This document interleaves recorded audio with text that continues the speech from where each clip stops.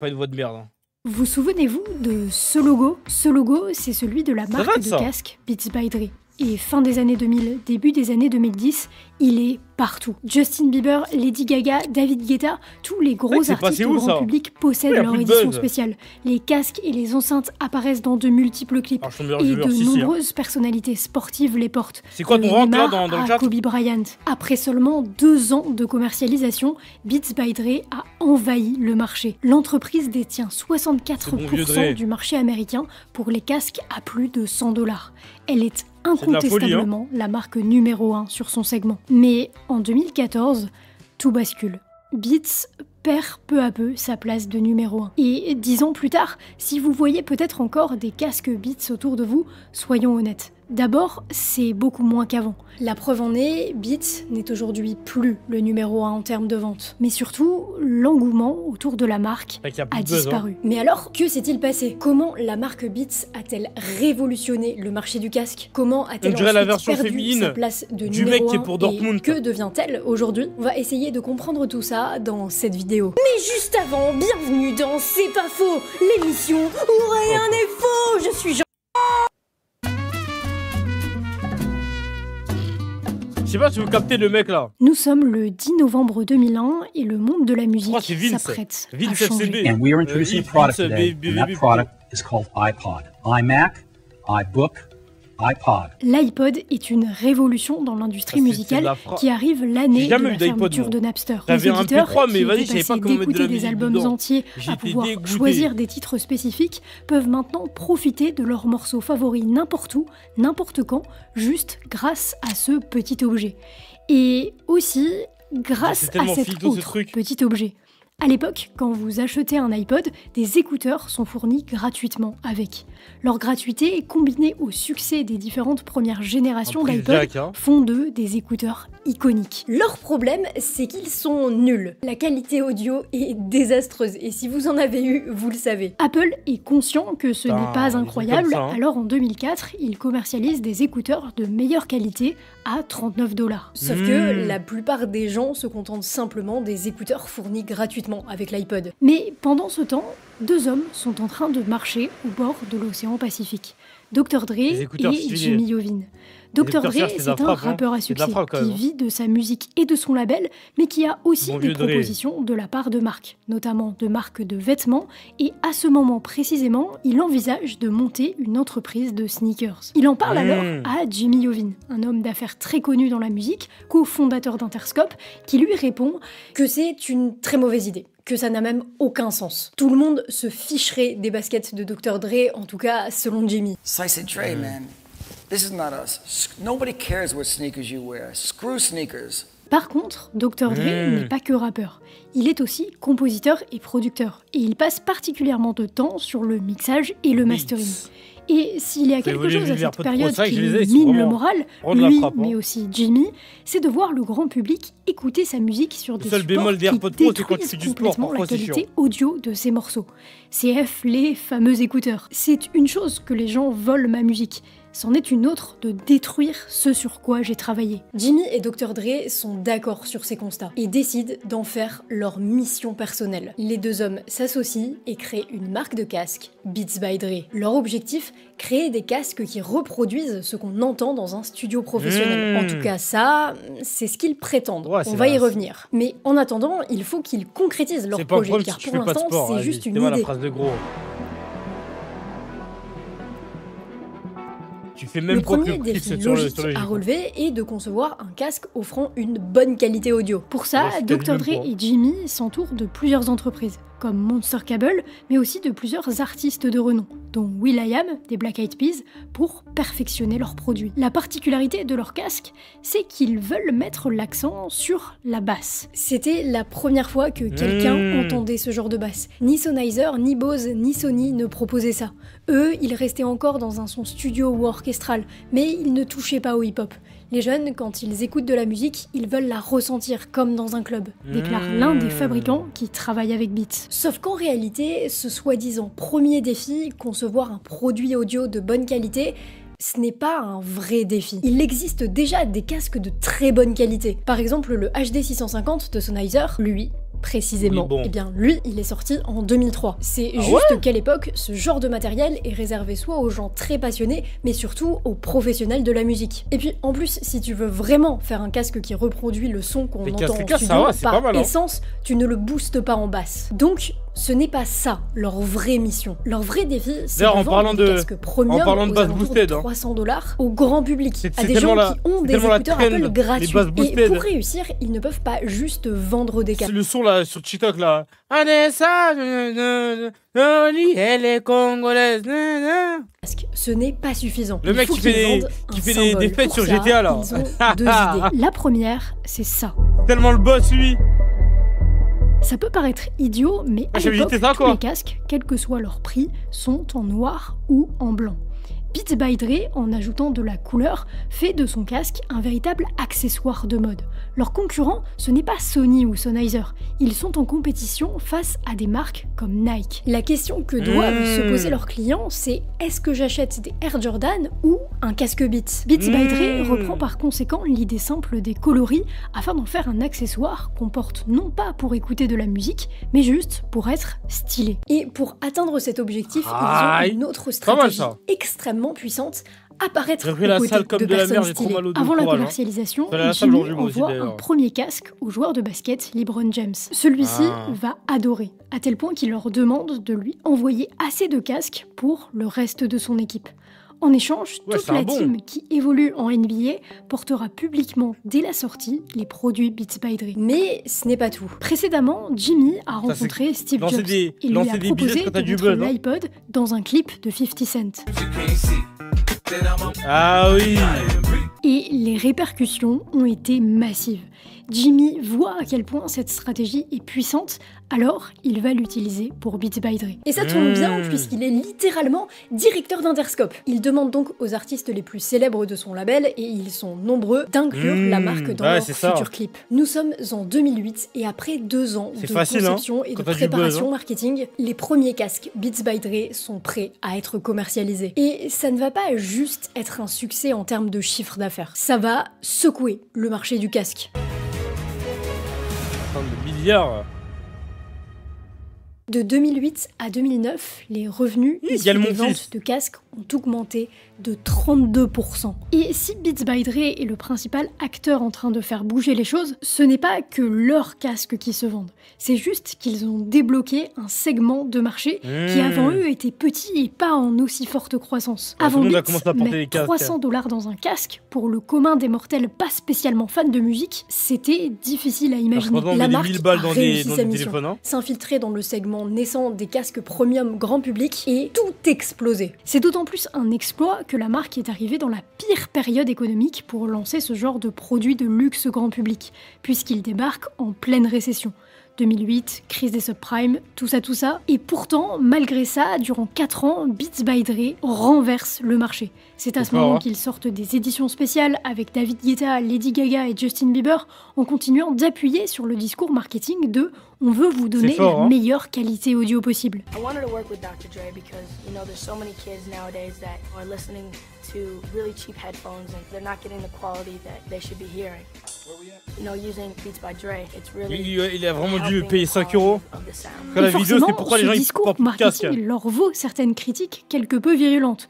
Parce que tous les passionnés qui s'y connaissent un peu dans la musique savent que les casques ne répondent pas vraiment à cette promesse. Mais en réalité, ce n'est pas grave. Les gens qui critiquent ne sont absolument pas la cible de Beats. Bien au-delà d'être devenus un accessoire de mode, leurs casques sont devenus le symbole d'un statut social. Et vendre du statut, ça rapporte de l'argent. En 2010, 2 ans après le lancement, le chiffre d'affaires de la boîte, c'est un peu moins de 200 millions $, ce qui est déjà très respectable. Mais en 2012, 2 ans plus tard, ils atteignent $1 milliard de chiffre d'affaires. C'est une croissance incroyable, mais c'est une ça bulle ne spéculative, suffit pas aux 2 associés. Jimmy et Dr. Dre sont conscients qu'il reste des places à prendre dans le marché de la musique, notamment des plateformes qui permettent d'écouter de la musique. Leur nouvel objectif est fixé. Ils veulent conquérir le marché du streaming. Possède maintenant En 2012, les deux associés font l'acquisition pour une dizaine de millions de dollars d'une boîte qui s'appelle Moog. Je vous remets quand même dans le contexte, à l'époque, Spotify n'est officiellement lancé aux États-Unis que depuis 1 an. Donc il y a vraiment une place à prendre sur ce marché. Beats transforme donc Moog et lance en 2014 Beats Music, un service de streaming musical, toujours avec la mission officielle d'offrir la meilleure qualité audio possible. Le lancement se fait en grande pompe au Belasco Theater de Los Angeles, avec Dre, Eminem, Nas et des dizaines de professionnels de la musique dans le public. La plateforme réussit à acquérir environ 100 000 utilisateurs. Ils sont encore très loin de leurs concurrents, mais à l'époque, les analystes musicaux jugent la plateforme extrêmement prometteuse. Et peut-être que Beats Music aurait pu devenir un service de streaming incontournable. Peut-être aurait-il pu concurrencer Spotify. Et c'est quoi le problème ? On arrive en 2014 et c'est pas ce qui va se passer. Oh, qu'est-ce qu'ils ont fait Apple encore ?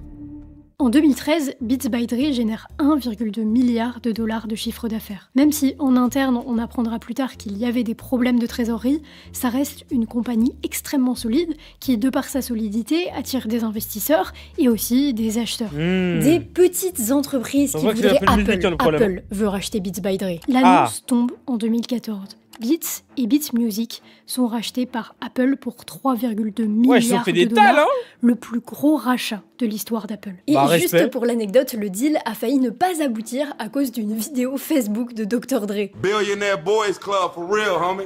Huh? Oh. Shit, the Forbes list just changed. They need, hey, it came out like 2 weeks ago. They need to update the Forbes list. First billionaire in hip hop. Right here from the motherfucking West Coast, believe it. En gros, il a fait fuiter l'information du rachat alors qu'il avait signé un contrat de confidentialité. Parce que vous savez que les NDA là, les NDA aux États-Unis c'est sérieux, hein. Les NDA aux États-Unis c'est très sérieux, hein, là-bas. Les non-disclosure agreements. Ah gars, t'as le malheur de faire leak un truc alors que t'étais sous NDA, mon gars. Tu vas tellement raquer. C'est ça les mecs qui ont du buzz, ils font. Même maintenant les streamers et tout. Quand ils veulent ken avec une raclie et qu'ils veulent pas qu'il y ait Poucave. Oh, NDA, j'arrive, le contrat est déjà prêt. Ferme ta gueule ou sinon tu vas lâcher des tales. Et si tu parles, t'es dans la merde. Je crois que c'est arrivé ça à Kai carrément. Il avait envoyé une raclie comme ça. Elle était sous NDA. Elle a parlé. Elle a raqué. Ah gars. Elle était sous NDA, mais tu parles. Bah, c'est bien, parle, mais... Et à l'époque, Jimmy, donc l'associé, se rappelle qu'ils étaient vraiment à 2 doigts que ça ne se fasse pas. Et d'ailleurs, cette erreur fait perdre 200 millions de dollars à Dr. Dre parce qu'Apple a renégocié puisqu'il a enfreint une clause du contrat. C'est la vidéo la plus chère de l'histoire. Mais derrière cette petite anecdote, une question importante se pose à l'époque. Pourquoi Apple voulait Beats et Beats Music ? Pourquoi investir 3 milliards de dollars pour ça? Eh bien, il y a 2 hypothèses, /3, mais on va parler de la troisième un tout petit peu plus tard. La première, la plus évidente, c'est que le poids de Beats dans l'industrie musicale est suffisant pour justifier un rachat de la part d'Apple. Et Apple voulait juste prendre des parts facilement dans le marché de la musique. Tout simplement. La deuxième, c'est qu'Apple voulait Dr. Dre et Jimmy Iovine au sein de leur entreprise. Parce qu'en effet, après le rachat, les 2 associés sont devenus des employés exécutifs de la marque dans la branche Beats. C'est complètement quelque chose qui se fait dans les rachats d'entreprises, il n'y a rien d'exceptionnel, mais ça a pu être une raison décisive pour Apple dans le rachat. Certains même, à l'époque, pensaient qu'Apple voulait remplacer Steve Jobs, paix à son âme, par Jimmy Iovine et Dr. Dre. C'est notamment le cas de Bono de U2 qui pensait ça à l'époque. Bon, ça n'a visiblement pas été jusque-là. Toujours est-il que maintenant, Apple a le contrôle. Et c'est ça qui va changer profondément Beats. D'abord, à peine 1 an après le rachat, l'entreprise arrête les services de Beats Music et met en place un système de migration simplifié vers Apple Music. On a aussi un témoignage expliquant qu'en interne, avant le rachat, Beats travaillait sur une enceinte intelligente, mais le projet a été stoppé après l'acquisition, probablement parce que ça allait faire concurrence au HomePod.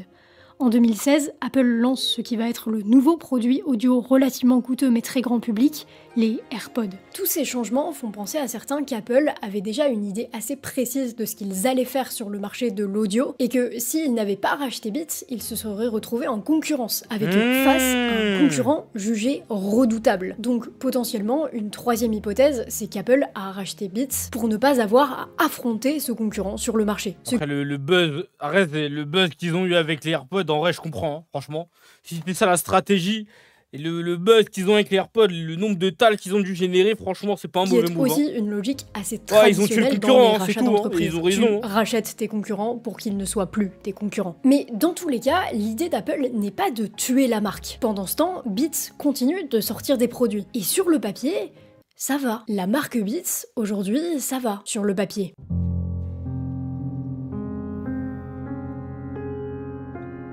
Apple conserve l'idée initiale de Jimmy. En 2016, c'est Nicki Minaj, Pharrell Williams et Travis Scott qui apparaissent dans une pub pour Beats. Neymar, ambassadeur avant le rachat. Ah mais attendez, mais c'est pour ça il y a des produits Beats dans les Apple Store. Je me suis toujours posé la question pourquoi il y a toujours à côté des AirPods et tout, il y a des produits Beats pour le sport, des trucs comme ça et tout. Mais du coup c'est pour ça. J'ai jamais fait le rapprochement en fait.